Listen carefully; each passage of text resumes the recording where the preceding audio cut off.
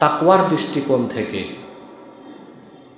রমাদান থেকেও বেশি বরকত, শ্রেষ্ঠত্ব আল্লাহ রেখেছেন রবিউল আউয়াল মাসে।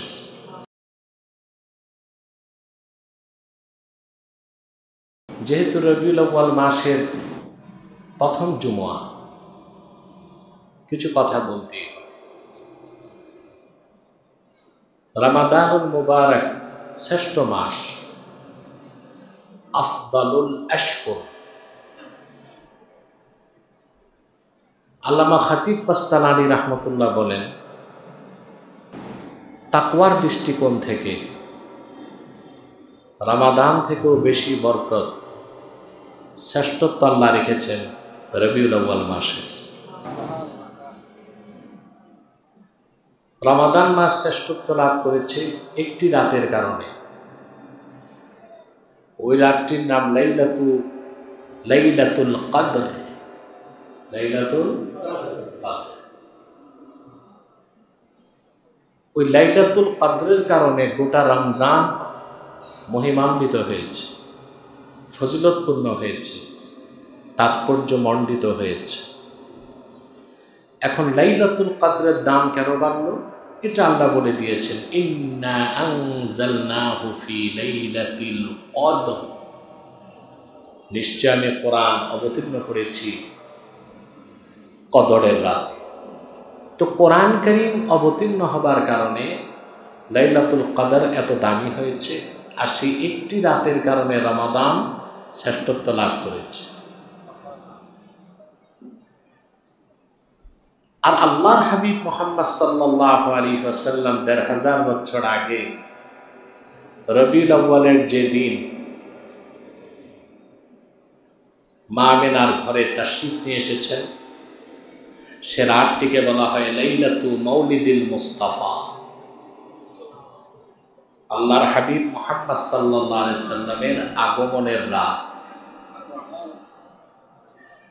আহমদ বিন হাম্বল সহ এই পৃথিবীর মহান মনীষী যারা মুহাদ্দিস, তারা বলেন, ইন্না লাইলাতা মাউলিদিল মুস্তাফা আফজালু মিন লাইলাতিল কদর। লাইলাতুল কদর থেকেও আল্লাহর কাছে লাইলাতু মাউলিদিল মুস্তাফার দাম বেশি। আমরা বুঝি নাই, তাহলে হক আদায় করে বলি আলহামদুলিল্লাহ। লাইলাতুল কদরে কোরআন এসেছে। কোরআন হচ্ছে রাহমাতুল লিল মুসলিমিন। আর রবিউল আউয়ালের ১২ তারিখ এসেছেন রাহমাতুল লিল আলামিন। রহমত হিসেবে কোনটা বড়, কোরআন না হুজুর সাল্লাল্লাহু আলাইহি ওয়াসাল্লাম? এটা বুঝতে দলিল লাগবে। রহমত কোনটা বড়, কোরআন না আল্লাহর হাবিব সাল্লাল্লাহু আলাইহি ওয়াসাল্লাম? দেখুন, কোরআন কারীমের ব্যাপারে আল্লাহ তাআলা বলেছেন, কোরআন কারীমকে আল্লাহ তাআলা মুসলমানদের জন্য রহমত বলেছেন। وَنَزَّلْنَا عَلَيْكَ الْكِتَابَ تِبْيَانًا لِكُلِّ شَيْءٍ وَهُدًى وَرَحْمَةً وَبُشْرَى لِلْمُسْلِمِينَ। প্রিয় হাবিব মুহাম্মদ সাল্লাল্লাহু আলাইহি ওয়াসাল্লাম, আমি আপনার উপর কোরআন অবতীর্ণ করেছি তিবয়ানান লিকুল্লি শাই, সব কিছুর সুস্পষ্ট ব্যাখ্যা হিসেবে। তবে কোরআন সব কিছুর সুস্পষ্ট ব্যাখ্যা আমার আপনার জন্য না, এটা সাহাবীদের পক্ষেও সম্ভব ছিল না, এটা ছিল আল্লাহর হাবিবের জন্য। তিনি সব সমস্যার সমাধান দিতেন কোরআন থেকে, আর আমাদেরকে কোরআনের ব্যাখ্যা নিতে হবে হাদিস থেকে। এজন্য হাদিস অস্বীকারী কখনো মুসলমান হতে পারে না। একটা নতুন ফেতনা বের হয়েছে, এদের নাম আহলে কোরআন। এরা কোরআন মানে হাদিস মানে না। এই দলটার নাম শুনছেন? দাবি করে আহলে কোরআন, মানে তারা শুধু কোরআন মানে হাদিসকে মানতে চায়। এদের ওয়ার্ল্ড ওয়াইজ একজন ঠাকুর আছে, ডক্টর তাজ হাশমি। 2021 সালে সে ডিবেটে আমার কাছে হেরেছিল। কানাডা এক বিশ্ববিদ্যালয়ে হিস্ট্রি ডিপার্টমেন্টে সে চেয়ারম্যান। আর বাংলাদেশে যে ঠাকুর আছে আহলে কোরআন দাবিদারদের, এটা আবার গত 1 বছর আগে শোচনীয়ভাবে পরাজিত হয়েছে, আপনারা সোশ্যাল মিডিয়াতে দেখেছেন। সুস্পষ্ট মনে রাখবে, আল্লাহর হাবিবের একটি সহিহ হাদিস, সব হাদিস লাগবে না, একটি সহিহ হাদিসকে কেউ যদি অস্বীকার করে সে কাফের হয়ে যাবে। কি রকম সহিহ হাদিস, এটা প্রশ্ন আছে। মুহাদ্দিসিনে কেরাম বলেন, قد اتفق المحدثون من أهل السنة والجماعة من أنكر حديثا صحيحا من أحاديث رسول الله صلى الله عليه وسلم قد ثبتت صحته عند المحدثين بالاتفاق فهو كافر। আল্লাহ হাবিব সাল্লাল্লাহু আলাইহি ওয়াসাল্লামের একটি হাদিস যা সকল মুহাদ্দিসগণের নিকট সহিহ, ওই রকম একটি হাদিসকে কেউ যদি অস্বীকার করে সে কাফের হয়ে যাবে। কথা বুঝেন নাই? তাহলে আমাদের সব সমস্যার সমাধান দিতে পারে আল কোরআন, কিন্তু এটা আমাদের জন্য না, সমাধান করে দিয়েছেন রাসূলুল্লাহ সাল্লাল্লাহু আলাইহি সাল্লাম ১৫০০ বছর আগে। আমাদেরকে সমাধান নিতে হবে হাদিস থেকে, ব্যাখ্যা নিতে হবে হাদিস থেকে। এই যে হুজ্জিয়াতুল হাদিস, হাদিসের যে প্রামাণ্যতা, এটার অস্বীকারী মুসলমান থাকবে না। তা আল্লাহ তাআলা বলেন, আমি কোরআন নাজিল করেছি তিবিয়ানাল লিকুল্লি শাই, সব কিছু সুস্পষ্ট ব্যাখ্যা হিসেবে, ওয়া হুদা ওয়া রাহমা ওয়া বুশরা লিল মুসলিমিন, আর এই কোরআন পৃথিবীর সকল মুসলমানের জন্য হেদায়েতকারী, সুসংবাদের বাহন এবং সকল মুসলমানের জন্য রাহমাত। তো বাকি যারা কাফের মুশরিক, প্রশ্ন আসে, কোরআন হচ্ছে সবার জন্য হেদায়েতকারী, আর রহমত হচ্ছে মুসলমানদের জন্য। আল্লাহ তাআলা কোরআন কারীমে বলেছেন, শাহরু রমাদানাল্লাযী উনজিলা ফীহিল কুরআনু হুদাল লিন-নাস। এ কোরআন পৃথিবীর সকল যুগের, দেশের, বর্ণের, বংশের, গোত্রের মানুষের জন্য হেদায়েতকারী। হেদায়েতকারী সবার জন্য, আর রহমান সবাই বলেন, রহমত হচ্ছে মুসলমানদের। তো কোরআনকে আল্লাহ বললেন রাহমাতুল লিল মুসলিমিন, আর হুজুর নূর সাল্লাল্লাহু আলাইহি সাল্লামকে বললেন রাহমাতুল লিল আলামিন। ওয়ামা আরসালনাকা ইল্লা রাহমাতাল লিল আলামিন। প্রিয় হাবিব মুহাম্মদ সাল্লাল্লাহু আলাইহি ওয়াসাল্লাম, আমি আপনাকে প্রেরণ করেছি সৃষ্টি জগতের জন্য রহমত হিসেবে। বলেন সুবহানাল্লাহ। সেজন্য বলা হয় ইন্না রাহমাতান নাবিয়্যি সাল্লাল্লাহু আলাইহি ওয়াসাল্লাম আওসাউ মিন রাহমাতিল কোরআন। কোরআন কারীমের রহমত থেকে রাসূলুল্লাহর রহমত আরো বড়, আরো ব্যাপক। বলেন সুবহানাল্লাহ। তাহলে রাহমাতুল লিল মুসলিমিন এসেছে লাইলাতুল কদরে, সেই জন্য কদরের রাত এত দামি, আর সেজন্য রমজান পেয়েছে শ্রেষ্ঠত্ব।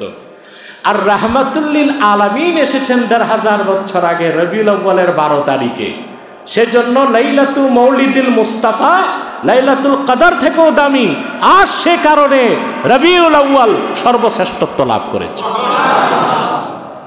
আমরা কি বুঝলাম? এখন এই মাসে আমাদের করণীয় কি? এই মাস আসলে আমাদের দেশে শুরু হয় ফতুয়াবাজি আর ঝগড়া, ঠিক না? কেউ বলে মিলাদুন নবী শিরোনামে মাহফিল হবে, কেউ বলে সিরাতুন নবী শিরোনামে মাহফিল হবে। আরে ভাই, তুমি কি ধরলা, কি ছাড়লা? সিরাত যার, মিলাদ তার, ঠিক না? কেউ যদি রাসূলুল্লাহর সিরাতকে অস্বীকার করে সে কাফের হয়ে যাবে, ঠিক রাসূলুল্লাহর মিলাদকেও যে অস্বীকার করবে সেও কাফের হয়ে যাবে। সিরাত যার, জোরে বলেন, সিরাত যার, মিলাদ তার। তবে আমরা তো ১২ মাসই কোরআন কারীমের আমল করি, কিন্তু রমজান হচ্ছে কোরআনের মৌসুম, কোরআন কারিমে, তখন আমরা কোরআন কারিমের সাথে সম্পর্ককে জোরদার করি, কোরআন শরীফ বেশি তেলাওয়াত করি, কোরআন ভিত্তিক জীবন গঠন করার শপথ নেই, ঠিক না? তো রবিউল আউয়াল মাসে আমাদের কাজ হচ্ছে যত বেশি বেশি পারা যায় দরুদ সালাম পড়া।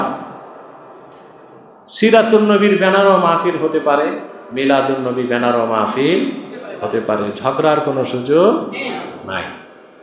আর এমন কাজগুলো বেশি বেশি করতে হবে, এমন নেক আমল যার মাধ্যমে আল্লাহর হাবিবের আজমাত ও মাহাব্বত যেন অন্তরে বাড়তে থাকে, ঠিক না? এবং আমাদেরকে শপথ নিতে হবে যে আমরা জীবনের সকল ক্ষেত্রে আল্লাহর হাবিবের আনুগত্যকে মেনে নিব। আল্লাহর হাবিবের আনুগত্যটাই তো ইসলাম। আল্লাহ এক কথায় বলে দিয়েছেন, মান ইউতিইর রাসূলা ফাকাদ আতা আল্লাহ, যে মুহাম্মদ সাল্লাল্লাহু আলাইহি ওয়াসাল্লামের আনুগত্যকে মেনে নিল সে তো আল্লাহর আনুগত্যকে মেনে নিল। এরকম কথা আল্লাহ পূর্বের কোন নবীর ক্ষেত্রে বলেন নাই। সুবহানাল্লাহ। রাসূলুল্লাহর আনুগত্য, ইতাআতটাই ইসলাম, ঈমান, ইহসান। রাসূলুল্লাহর আনুগত্যের মধ্যেই খুঁজতে হবে শরীয়ত, তরিকত, হাকিকত, মারিফত। রাসূলুল্লাহর আনুগত্যের বাইরে দিন নাই, ইসলাম নাই, ঈমান নাই, ইহসান নাই, শরীয়ত নাই, তরিকত নাই, হাকিকত নাই, মারিফত নাই। আছে মাইরের পথ? আছে কি? কারণ রাসূলুল্লাহর আনুগত্যকে বাদ দিলে জাহান্নাম ছাড়া কোনো গন্তব্য নেই। রাসূল করিম সাল্লাল্লাহু আলাইহি ওয়াসাল্লামের আনুগত্যের মাহাত্ম্য কত বেশি তা আমরা বুঝি না, এবং রাসূল করিম সাল্লাল্লাহু আলাইহি ওয়াসাল্লামের আদর্শের, ওনার সুন্নাহের অনুসরণ কিভাবে করতে হয় তাও আমরা অবগত নই। সেজন্য আমরা অধিকাংশ মুসলমান জীবনকে দুই ভাগে বিভক্ত করেছি। জীবনের এক অংশে কোরআন সুন্নাহর রং, জীবনের আরেক অংশে কাফের মুশরিক, বেঈমান, তাগুত, মানবরচিত তন্ত্রমন্ত্র মতবাদের রং। আমরা জীবনকে দুই ভাগ করে ফেলেছি, ঠিক না? বলেন, নামাজ পড়তে আসলে জিজ্ঞেস করি সুন্নত তরিকা কি, ঠিক না? হজ করতে গেলে আমরা খুব খেয়াল রাখি সুন্নাহ বিরোধী কাজ যেন না। দেখেন না হাজী সাহেবরা মুআল্লিমদের মাথা চাপায় খায়, বারবার প্রশ্ন করে কোনটার কোন নিয়ম। সুন্নত তো ছাড়ে না, নফলও ছাড়ে না। শয়তানকে পাথর মারতে গেলে জিজ্ঞেস করে পাথরের সাইজ কি হবে, কয়টা নিব, কয় আঙ্গুলে ধরব। শয়তানকে পাথর মারার ক্ষেত্রে সুন্নত নফল কিছু বাদ দিচ্ছে না, কিন্তু ওই হাজী দেশে এসে মিনায় যে শয়তানরে পাথর মারছে তার চেয়ে বড় বড় শয়তানের তাবেদারি করে। এটা কেমন হলো? মিনাতে যে শয়তানকে পাথর মারার ক্ষেত্রে খুব সতর্ক, সুন্নত তরিকার বাইরে কিছু করে নেই, নফলও ছাড়ে নেই। পাথরের সাইজ কি হবে তাও দেখছে, কয় আঙ্গুলে ধরবে তাও দেখছে। কিন্তু দেশে আসার পরে লোকটাই বিনা যে শয়তান, ওর চেয়ে বড় বড় শয়তানের তাবেদারি করে। জীবন চলার একটা বিরাট অংশে সুন্নাহের কোনো অনুসরণ নাই। আল্লাহ হাবিব সাল্লাল্লাহু আলাইহি সাল্লাম যেভাবে আমাদেরকে জীবন পরিচালনা করতে বলেছেন তার কোনো তোয়াক্কা নাই।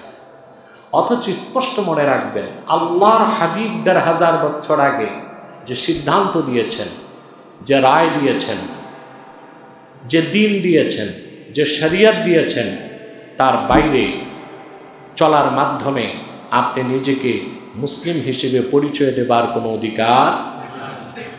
আল্লাহ তাআলা স্পষ্ট কোরআন কারীমের মধ্যে বলেছেন, ওয়ামা কানা লিমুমিনিন ওয়ালা মুমিনাতিন ইযা কাদাল্লাহু ওয়া রাসূলুহু আমরান আইয়াকুনা লাহুমুল খিয়ারাতু মিন আমরিহিম ওয়া মান ইয়াসিল্লাহা ওয়া রাসূলুহু ফাকাদ দাল্লা দালালাম মুবিনা। সূরা আহজাবে আল্লাহ তাআলা সিদ্ধান্ত দিয়েছেন, এটা আল্লাহর রায়। কাল রায় আল্লাহ তাআলা বলেন, কোন মুমিন, কোন মুমিনা, কোন মুসলিম নর কিংবা নারীর কোনো অধিকার নাই যে আল্লাহ ও তার রাসূল, আল্লাহর হাবিব মুহাম্মদ সাল্লাল্লাহু আলাইহি সাল্লাম কোনো সিদ্ধান্ত দিয়েছেন, সেই সিদ্ধান্তকে পাশ কেটে তারা নিজেদের মন মস্তিষ্ক প্রসূত কোনো সিদ্ধান্তের তাবেদারি করবে, এই অধিকার কোনো মুসলমান নর কিংবা নারীর না।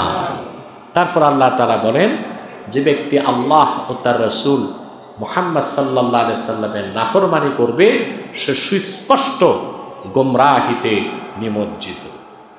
তারা বোঝা যাচ্ছে, আপনি শুধু কালেমা বিশ্বাস করলেন, কালেমা মুখে স্বীকার করলেন, দাড়ি টুপি জুব্বা করতে আছে, ঠিক না? মাঝে মধ্যে একটু মেসওয়াক করলেন, দস্তরখানে খেলেন, খাবার পরে একটু মিষ্টি খেলেন, মাঝে মধ্যে লাউ খেলেন, আপনি মনে করলেন আমি পাক্কা সুন্নি হয়ে গেছি। কথা বলেন না, আপনার জীবনের প্রতিটি অংশে, প্রতিটি ক্ষেত্রেই রাসূল করিম সাল্লাল্লাহু আলাইহি সাল্লাম যে নির্দেশনা দিয়েছেন তার অনুসরণ করতে হবে।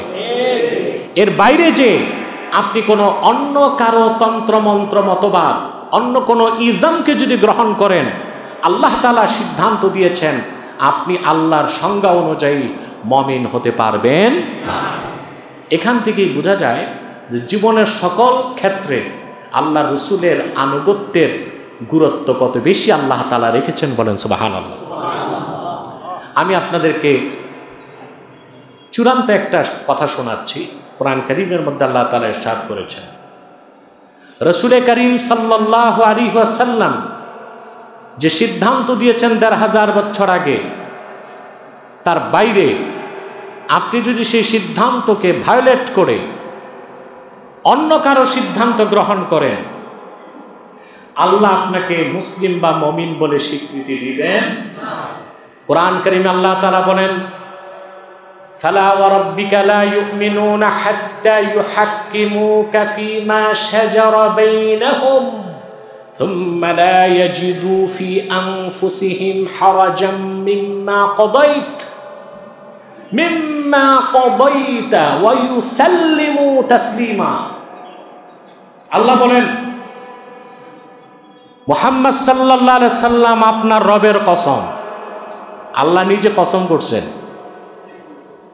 লা ইউমিনুন, তারা মুমিন হতে পারবে না, মুসলিম হতে পারবে না, হাত্তা ইউহাক্কিমুকা ফীমা শাজারা বাইনাহুম, আই হাত্তা ইউহাক্কিমুকা ফীমা ইখতালাতা বাইনাহুম, তাদের মধ্যে সৃষ্ট বিরোধের ক্ষেত্রে আপনি মুহাম্মদ সাল্লাল্লাহু আলাইহি সাল্লামের সিদ্ধান্তকে যদি তারা নির্দ্বিধায় নতমস্তকে সন্তুষ্ট চিত্তে গ্রহণ না করে, আমি কসম করে বলছি তারা মুমিন হতে পারবে না। আমরা কি কথাটা অনুধাবন করতে পারলাম? এই সিদ্ধান্ত কার? রায় কার? আল্লাহর হাবিব মুহাম্মদ সাল্লাল্লাহু আলাইহি ওয়াসাল্লাম ১৫০০ বছর আগে যে পূর্ণাঙ্গ শরীয়ত আমাদেরকে দিয়েছেন, ওই শরীয়তের সিদ্ধান্তকে আপনি যদি গ্রহণ না করেন, অস্বীকার করেন, আল্লাহ ফতোয়া দিয়েছেন, এই ফতোয়াটা পৃথিবীর কোনো মানুষের না, আল্লাহর ফতোয়া, ততক্ষণ পর্যন্ত মানুষ মুমিন হতে পারবে না। ইমামে শাওকানি তাফসির ফাথুল কাদিরে, ইমাম কুরতুবী তার তাফসিরে, এবং আসসারিমুল মাসলুল কিতাব ইবনে তাইমিয়াও হাদিসটি উল্লেখ করেছেন। রাসূল করিম সাল্লাল্লাহু আলাইহি সাল্লামের নূরের জামানায় দুই ব্যক্তির মধ্যে ঝগড়া হলো যে কোনো বিষয়। একজন ছিল মুসলিম, আরেকজন ছিল ইহুদি। দুজন এসে আল্লাহর হাবিবের কাছে বিচারের প্রার্থনা করলো। আল্লাহর হাবিব সাল্লাল্লাহু আলাইহি সাল্লাম উপযুক্ত সাক্ষী প্রমাণ গ্রহণ করে রায় দিলেন। রায় পেয়ে গেল ইহুদি। রায় পেল কে? এরই তো নাম আইনের শাসন। এটার নাম কি? আমরা শুধু গণতন্ত্রের স্লোগান দিই আর বলি আইনের শাসন। কোরআন সুন্নাহ বাদ দিলে কোনো আইন নাই, আইনের শাসনও নাই, যা আছে সব ধোঁকাবাজি আর প্রতারণা। এই যে এখন বলা হচ্ছে সংবিধান মেরামত করবে, তরুণরা বলতেছে, বাচ্চারা কারা? বাচ্চাই তো এগুলো, 26 বছর 27 বছর বয়স, মাত্র বালেগ হয়েছে, তো বাচ্চা না? আরে জিটাও ঠিক মতো বলবেন না। এরা বলতেছে সংবিধান মেরামত করবে, দেশ মেরামত করবে। দেশ কি বাস আর ট্রাক যে হাতুড়ি দিয়ে পিটায় মেরামত করবে? এটা মেরামতের মানে হচ্ছে রিকনস্ট্রাকশন অফ কনস্টিটিউশন। সংবিধানকে সংস্কার করতে হবে। তো সংবিধান সংস্কার করবে কি দিয়ে? সংবিধান সংস্কারের উপাদান কোত্থেকে নিবে? নিবে না তো, কোরআন থেকে তো নিবে না, নিজেদের মন গড়া 72 সালের সংবিধানটা পরিবর্তন করে কিছু নতুন ধারা সংযোজন করবে, ঠিক না? আমি ঢাকাতে একটা সেমিনারে বক্তব্যে বলেছিলাম, হয়তোবা দেখেছেন পত্রিকায় বা মিডিয়াতে, বাংলাদেশের নাম কি? গণপ্রজাতন্ত্রী বাংলাদেশে কি রাজা আছে? তা আমরা প্রজা হলাম কেমন করে? তা কি আদৌ আমরা চিন্তা করেছি কখনো? রাজা আছে দেশে, তা আমরা প্রজা কেমন করে? তো প্রজাই যদি না থাকে তো প্রজাতন্ত্রী হয় কেমন করে? প্রশ্ন আসে না? দেশে এত বুদ্ধিজীবী, এত পণ্ডিত, এত জ্ঞানী, এগুলো খুঁজে দেখার চেষ্টা। এটা দুইটা ব্যাখ্যা। একটা হচ্ছে বাংলাদেশ ছিল ব্রিটিশ কলোনি, 47 সালে আমরা ঝাড়ু ঝাঁটা দিয়া পিটায় ব্রিটিশদেরকে তাড়াইছি। ব্রিটিশরা করলো কি, সাবকন্টিনেন্টের গরিব দেশ যেগুলো, বাংলাদেশ, পাকিস্তান, ভারত, শ্রীলঙ্কা, নেপাল, ভুটান, ইন্দোনেশিয়া, মালয়েশিয়া, এই সাবেক কলোনিগুলোকে তারা কমনওয়েলথের সংস্থার ভিতরে ঢুকাই দিছে। তো কমনওয়েলথের সদস্য থাকার মানে হচ্ছে কিছুটা হলেও ব্রিটিশ আনুগত্যকে ধরে রাখা। এই অর্থে আমাদেরকে বলতে পারে প্রজা। দ্বিতীয় ব্যাখ্যা হচ্ছে রাজা নাই, রাজার জায়গায় আমরা স্থান দিছি সংবিধানকে। তো সংবিধান কি আকাশ থেকে আসছে না আমরা তৈরি করছি?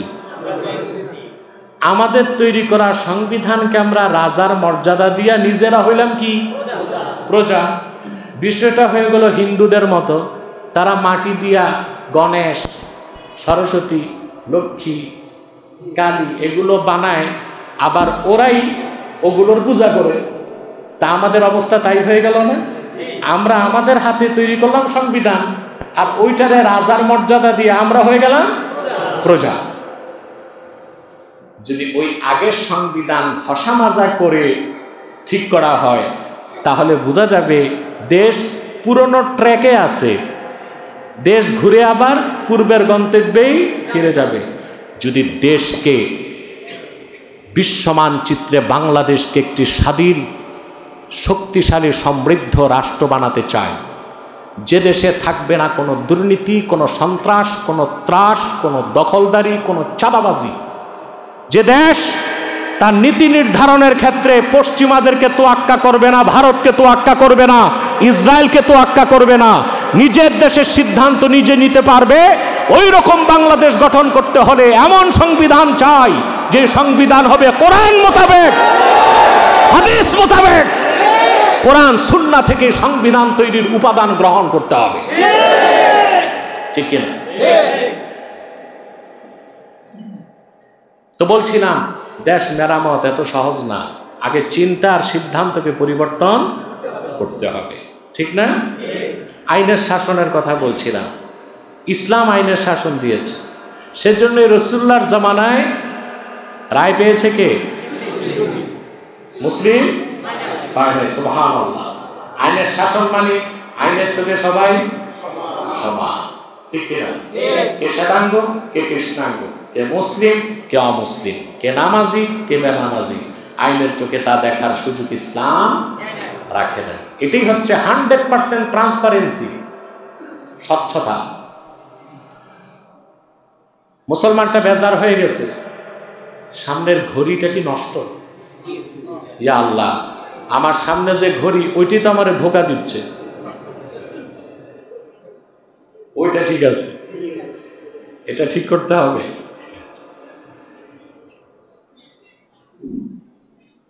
সম্মানিত সুধী,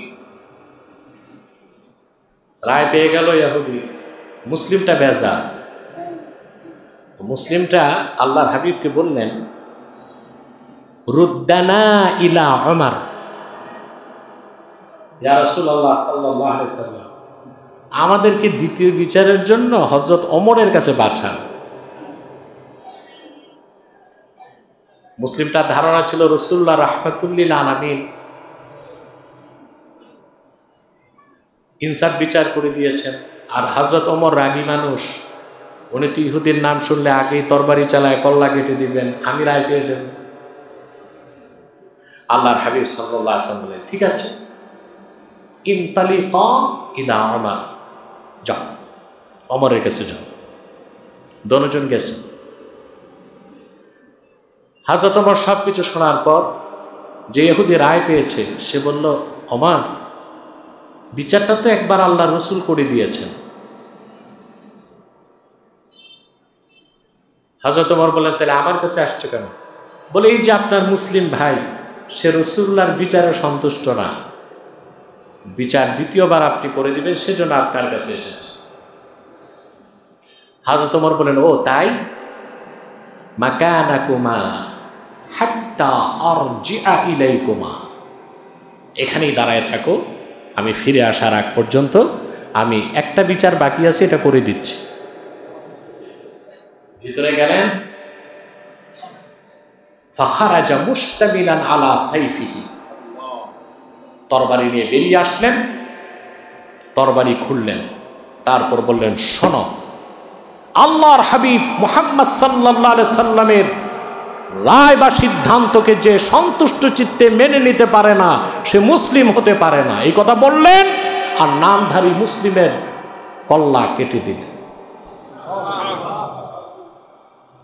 ইহুদি থরথর করে কাঁপতেছে, ও তো বুঝে নাই, ও ভাবছে এই যদি হয় মুসলিমের বিচার, তা আমারটা কি হবে। সোজা দৌড় দিয়েছে মসজিদ নববী সাল্লাল্লাহু আলাইহি ওয়াসাল্লাম, এসে আল্লাহর হাবিবকে বলেন, ইয়া রাসূলুল্লাহ সাল্লাল্লাহু আলাইহি ওয়াসাল্লাম, ওমর তো আমার সঙ্গী মুসলিমটাকে কতল করে ফেলেছে। আল্লাহর হাবিব বললেন, মা জানান্তু আন্না ওমর ইয়াজতারিউ আলা কতলে মুমিন, আহা, আমি তো ধারণাও করতে পারি নাই ওমর কোন মুসলমানকে হত্যা করে ফেলবে। মদিনা মুনাওয়ারার চতুর্দিকে গুঞ্জন শুরু হয়েছে, ওমর একজন মুসলিমকে হত্যা করেছে। হযরত ওমর বেজার হয়ে গেলেন, তার চেহারাটা মলিন হয়ে গেল, সত্যি কি আমি কোনো মুসলিমকে হত্যা করে ফেললাম? আল্লাহ সুবহানাহু ওয়া তাআলা হযরত ওমরের পক্ষে আয়াত নাজিল করে দিলেন, ফালা ওয়া রাব্বিকা লা ইউমিনুন হাত্তা ইউহাক্কিমুকা ফীমা শাজারা বাইনাহুম সুম্মা লা ইয়াজিদু ফি আনফুসিহিম হারাজাম মিম্মা কাদাইতা ওয়া ইউসাল্লিমু তাসলিমা। না, ওমর কোন মুসলমানকে হত্যা করে নাই, মুসলিম নামধারী একটা মুনাফিককে হত্যা করেছে। কারণ আপনি মুহাম্মদ সাল্লাল্লাহু আলাইহি সাল্লামের সিদ্ধান্তকে যে মেনে নেয় নাই, সে লোকটা মুসলিম হতে পারে না। এখন আসুন, রাসূল করিম সাল্লাল্লাহু আলাইহি সাল্লামের আনুগত্য কিভাবে করব আমরা ১৫০০ বছর পরে? প্রশ্ন আসে না? সেটা হচ্ছে, আল্লাহর হাবিব মুহাম্মদ সাল্লাল্লাহু আলাইহি ওয়াসাল্লাম ১৫০০ বছর আগে যে সুন্নাহ রেখে গিয়েছেন, সেই সুন্নতের অনুসরণের মাধ্যমেই আমরা আল্লাহ রসুলের আনুগত্য গ্রহণ করতে পারি, আর আল্লাহ রসুলের আনুগত্যটাই আল্লাহর আনুগত্য বলে গণ্য হবে। এখন সুন্নাত কি, এটা বুঝতে হবে, ঠিক না? আমরা সুন্নত কি বুঝি? দেখো, আমরা সুন্নত মনে করি টুপি লাগানো সুন্নাত, দাড়ি রাখা সুন্নাত, তারপরে জুমার নামাজের পর আমরা নামাজ পড়ব না, ফরজের পর সুন্নাত। আমরা মনে করি ফরজ, তারপরে ওয়াজিব, তারপরে সুন্নাত। হুকুম হিসেবে এটা সুন্নাহ, কিন্তু সুন্নতের মূল সংজ্ঞা হচ্ছে সুন্নাহ মানে নীতি। সুন্নাহ মানে কি? নীতি, রীতি, নীতি। আব্দুল কাদের জিলানী রাহমাতুল্লাহ গুনিয়াতুত তালিবিনের মধ্যে ব্যাখ্যা করেছেন, আম্মাস সুন্নাহ ফাহিয়া মা সান্না রাসূলুল্লাহ সাল্লাল্লাহু আলাইহি ওয়াসাল্লাম। আল্লাহ রাসূল সাল্লাল্লাহু আলাইহি ওয়াসাল্লাম যেটাকে নীতি হিসেবে নির্ধারণ করে দিয়েছেন ওইটাই সুন্নাহ। ওইটাই কি? এখন আপনাদের কাছে আমার সরল প্রশ্ন, লম্বা কথা বলার তো সুযোগ নেই, আর জুমার দিন খুব লম্বা বয়ান করাও ঠিক না, বুঝলেন না? জুমার দিন বয়ান হতে খুব সংক্ষিপ্ত, যেন মানুষ কিছু মেসেজ নিয়ে বাড়ি যেতে পারে। আর যদি লম্বা বয়ান হয় তো দেখা যাবে ইমাম সাহেব আর মুয়াজ্জিন ছাড়া বাকি সব ঘুমাচ্ছে, ঠিক কিনা? আর আপনাদের ঘুম আসো মসজিদে ঢুকলে, কিন্তু চায়ের স্টলে বসলে, চায়ের দোকানে বসলে তখন আর ঘুম আসে না। আপনারা রাজনীতি, অর্থনীতি, সমাজনীতি, দেশ ও দুনিয়া কথা বলতে যাইয়া চায়ের স্টলে যে ঝড় তুফান তুলেন, তখন আর ঘুম আসে মসজিদে ঢুকলে। এটা শয়তানের একটা বড় ওয়াসওয়াসা। তো সুন্নাহ হচ্ছে রাসূলুল্লাহ যে নীতি নির্ধারণ করে দিয়েছেন, ওটার নাম কি? সুন্নাহ। সুন্নাত অর্থ নীতি। আল্লাহ কোরআন কারীমে বলেছেন, ওয়ালান তাজিদা লিসুন্নাতিল্লাহি তাবদীলা। আপনি কখনো আল্লাহর সুন্নতে পরিবর্তন পাবেন না। এখানে সুন্নাহ মানে হচ্ছে নীতি। সুন্নাহ মানে নীতি, রীতি। রাসূল করিম সাল্লাল্লাহু আলাইহি ওয়াসাল্লাম ইহজাগতিক কল্যাণ ও পরজাগতিক মুক্তির জন্যে যে নীতি ও রীতি নির্ধারণ করে দিয়েছেন ১৫০০ বছর আগে, তারই নাম সুন্নাহ। তার নাম সুন্নাহ। এখন রাসূলুল্লাহ সাল্লাল্লাহু আলাইহি ওয়াসাল্লাম শুধু নীতি নির্ধারণ করেছেন নামাজ, রোজা, হজ, যাকাতের ক্ষেত্রে, না সকল ক্ষেত্রে করে দিয়েছেন? আমাদের ব্যবসা কি রকম হবে, রাজনীতি কি রকম হবে, অর্থনীতি কি রকম হবে, স্বরাষ্ট্রনীতি কি হবে, পররাষ্ট্রনীতি কি হবে, রাজনীতি কি হবে, লেনদেন কিরকম হবে, বিচার আচার কিরকম হবে, মালবুসাত, মাশরুবাত, মাতরুমাত, খাওয়া দাওয়া, চলন বলন, উঠা বসা কিরকম হবে, সকল ক্ষেত্রেই রাসূল আকরাম সাল্লাল্লাহু আলাইহি ওয়াসাল্লাম নীতি নির্ধারণ করে দিয়েছেন। কিন্তু আমরা পুরা কপাল মুসলমান, জীবনের একটা অংশে শুধু আল্লাহর হাবিবের সুন্নাহের অনুসরণ করি, বাকি জীবনের একটা বিরাট অংশে আমরা সুন্নতের অনুসরণ করি না। প্রথম কথা হচ্ছে রাসূলুল্লাহর সুন্নতকে গ্রহণ করতে হবে নীতি হিসেবে, তারপর সুন্নত পালন করতে হবে আমল হিসেবে। কি হিসেবে? আমি একটা উদাহরণ দিচ্ছি, তাহলে বুঝতে পারবেন। যোহর নামাজ কয় রাকাত? জোরে বলেন। ফরজ। এর আগে পড়েন 4 রাকাত সুন্নাত, আবার 4 রাকাত যোহরের পরে পড়েন 2 রাকাত, ওইটা কি? সুন্নাত। আমি যদি বলি যোহরের যে 4 রাকাত ফরজ পড়েন, এটাও সুন্নাত, বুঝেন নাই? সুন্নাত মানে নীতি। এখন আপনি যোহরের যে 4 রাকাত ফরজ নামাজ পড়েন, এই যে 4 রাকাতই পড়তে হবে, এই নীতিটা নির্ধারণ কে করেছেন? আল্লাহ রাসূল সাল্লাল্লাহু আলাইহি ওয়াসাল্লাম।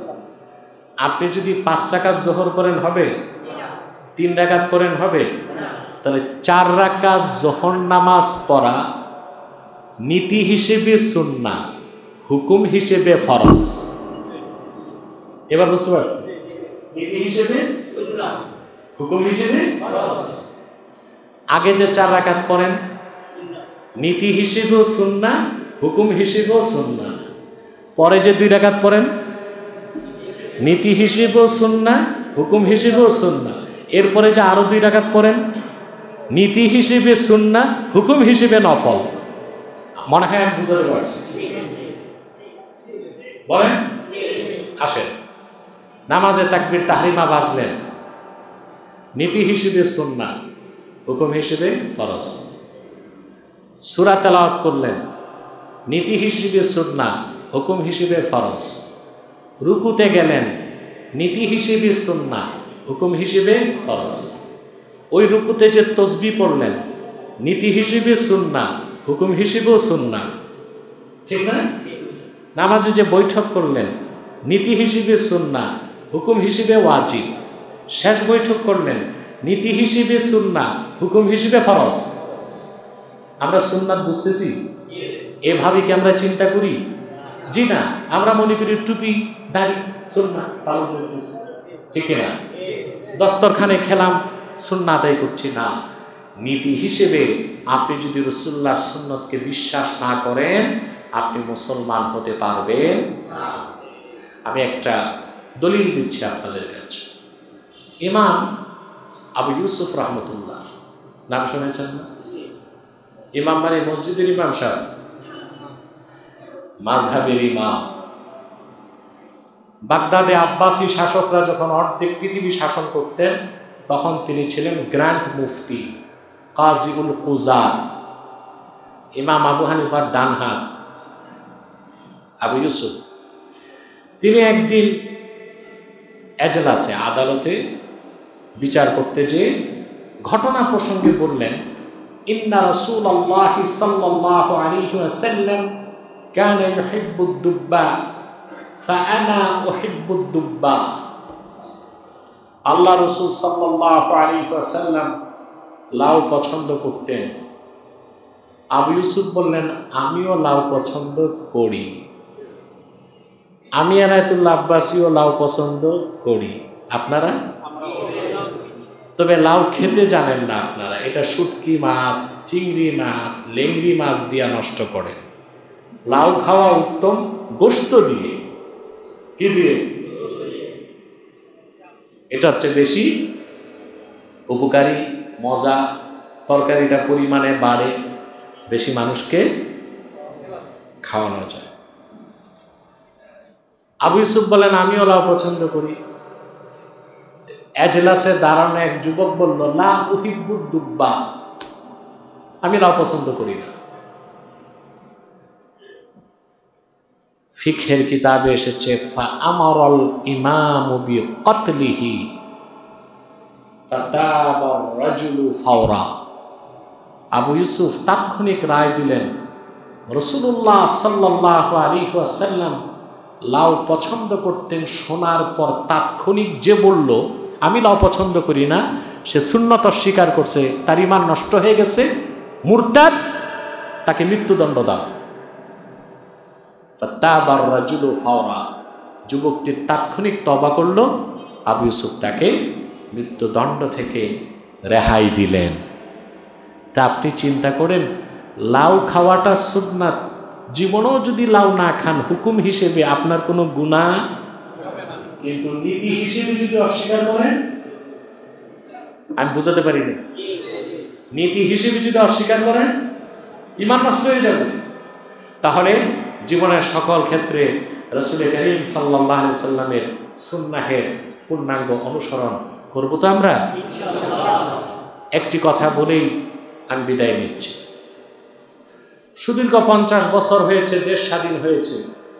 এই দেশ শাসন করেছে সেকুলারিস্টরা, দেশ শাসন করেছে ন্যাশনালিস্টরা, ধর্মনিরপেক্ষতায় বিশ্বাসীরা, দেশ শাসন করেছে জাতীয়তাবাদীরা, কিন্তু বাংলাদেশের মানুষকে তারা মুক্তি দিতে পারেনি। পেরেছে? আইন ও শাসন দিতে পেরেছে? বলেন। মানুষের সমাজে জাস্টিস, ন্যায় বিচার প্রতিষ্ঠা করতে পেরেছে? সুষম বন্টন করতে পেরেছে? পারেনি।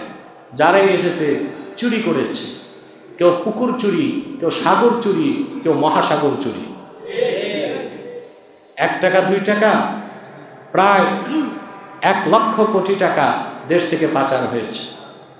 বাংলাদেশের ঋণ আছে এখন প্রায় 18 লক্ষ কোটি টাকা।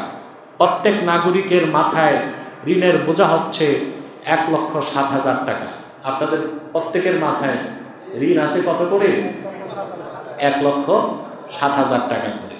যে শিশুটা জন্ম নিচ্ছে আজকে, সেও ঋণের বোঝা নিচ্ছে 1,07,000 টাকা। এই যে চুরি, চামারি, দুর্নীতি, এগুলো থেকে কখনো আপনারা পরিত্রাণ পাবেন না। ইহকালীন কল্যাণ ও পরকালীন মুক্তি রাসূল করিম সাল্লাল্লাহু আলাইহি সাল্লামের সুন্নাহের অনুসরণেই পাবেন। আল্লাহর হাবিব সাল্লাল্লাহু আলাইহি ওয়াসাল্লাম ইরশাদ করেছেন, ওয়াজুইলা দিল্লাতু ওয়াস-সাগার আলা মান খালাফা আমরি। উম্মতকে সাবধান করেছেন, তুচ্ছতা, বেইজ্জতি নির্ধারিত সেই ব্যক্তির জন্য যে ব্যক্তি আল্লাহর হাবিবের সুন্নতের বিরোধিতা করবে। আপনারা পৃথিবীর মানুষ, বাংলাদেশের মানুষ মুক্তি চায়, কি চায়? কিন্তু মুক্তির পথ তারা খুঁজে পাচ্ছে না। মুক্তির পথ খুঁজতেছে ডেমোক্রেসিতে, কেউ খুঁজতেছে পশ্চিমাদের দেখানো বিশ্ব ব্যবস্থায়, কেউ এখন চিন্তা করতেছে জাতীয় পরিষদ করবে, কেউ চাচ্ছে জাতীয় ঐক্যমতের সরকার করবে। এই একটাও আপনাদেরকে স্থায়ী মুক্তি এনে দিতে পারবে না। মুক্তির জন্য আপনাদের ফিরে আসতে হবে দ্বীন ইসলামের দিকে, রাসূলুল্লাহের সুন্নতের দিকে। আল্লাহর হাবিব সাল্লাল্লাহু আলাইহি ওয়াসাল্লাম ইরশাদ করেছেন, একটা হাদিস আমি শোনাচ্ছি আপনাদেরকে। হাদিসটি তিরমিজিতে এসেছে, ইবনু মাজাতে এসেছে, আবু দাউদ শরীফে এসেছে, অসংখ্য হাদিসের কিতাবে এসেছে। হাদিসটি কান পেতে শুনে রাখুন। রাসূলুল্লাহ সাল্লাল্লাহু আলাইহি ওয়াসাল্লাম ইরশাদ করেছেন, ইযা তাবায়াতুম বিল আইনা ওয়া আখাযতুম আযনাবাল বাকর ওয়া রাদিতুম বিয-যার'i ওয়া তারাকতুমুল জিহাদ সাল্লাল্লাহু আলাইকুম যুল্লা লা ইয়ানজাউহু হাত্তা তারজিউ ইলা দীনিকুম। সুবহানাল্লাহ। আপনারা তো আরবিটা বুঝবেন না, বাংলাদেশ শিরোনাম এইরকম হয়, আত-তাগায়্যুর ফিল মানহাজিস সালাফি। সবাই পরিবর্তন চায়, কি চায়? চান না?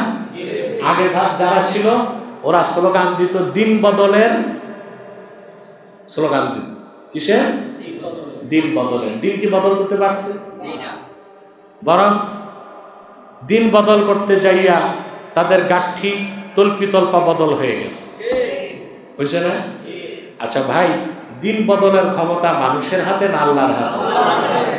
মানুষ দিন বদল করতে পারে না, দিল বদল করতে পারে। আমরা দিন বদলে বিশ্বাসী না দিল বদলে বিশ্বাসী? দিন বদল কে করেন? বুখারী শরীফের হাদিস, লা তাসুব্বুদ দাহরা ফা ইন্নাল্লাহা হুয়াদ দাহর। সময়কে, যুগকে গালি দিও না, আল্লাহ নিজেই যুগের পরিবর্তনকারী। দিন বদল কোনো মানুষের হাতে না। এগুলো বলা হচ্ছে অহংকার এবং দাম্ভিকতা। অহংকার এবং দাম্ভিকতা মানুষকে এত অন্ধ করে দেয় যে তার পতনের সব ছিদ্র বন্ধ করতে পারলেও যেই পথে ছিদ্রে তার পতন হয় ওইটা আর দেখে না। দেখছে? পালাইছে যারা, দেখছে? কোথাও তো জায়গা পায় নাই। যদি দেহের সাইজ ছোট হইতো তো বাংলাদেশে কোনো একটা ইঁদুরের গর্ত আমরা খালি পাইতাম না। ইঁদুরের গর্তে পালাইতে পারে নাই। যেখানে যে যেভাবে পেরেছে বাঁচার চেষ্টা করেছে, জমিনটা তাদের জন্য এত ছোট হয়ে গেছে। কারণ দিল বদল করা, দিন বদল মানুষের হাতে না, কার হাতে? আমরা করতে পারি দিল বদল। কি? এখন পরিবর্তন, সমাজ ও রাষ্ট্রের পরিবর্তন চাচ্ছে তরুণরা। কারা? এই তরুণদের আবার একটা নাম আছে, জেনারেশন